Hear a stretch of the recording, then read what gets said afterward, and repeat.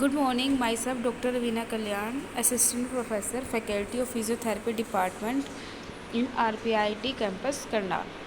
Welcome to our YouTube channel RPIIT Academics. If you like the content of this channel, please do not forget to subscribe and share the content. So in this presentation, we'll talk about the terms related to body movement, that is in lower limb and the trunk. So first we'll talk about the in lower limb. So first is flexion of thigh, that is when front of thigh comes in contact with front of abdomen. Extension of thigh when person stand erect. Abduction means thigh taken away from midline plane. Adduction means thigh is brought close to the median plane. Medial rotation is when thigh is turned medially. Lateral rotation when thigh is turned laterally. Next is flexion of knee, when back of the thigh and back of leg come in opposition.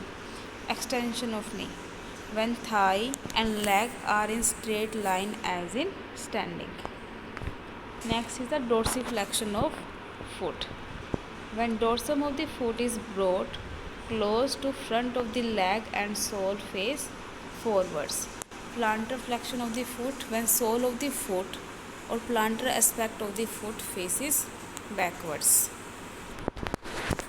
So first the figure represents the various movement of the lower leg. First is medial rotation, which is turning towards the midline. Lateral rotation, which is turning away from the midline. Eversion, that is turning outward. Inversion, that is turning inward. Inversion of foot, when medial border of the foot is raised from the ground. Eversion of the foot, when lateral border of the foot is raised from the ground. This figure represents the dorsiflexion and plantar flexion of the ankle joint. Next is the in the trunk. Extension means backward bending. Flexion means forward bending. Lateral flexion means sideward bending or sideward movement. This figure represents the movement of the trunk. First is the extension, that is backward bending.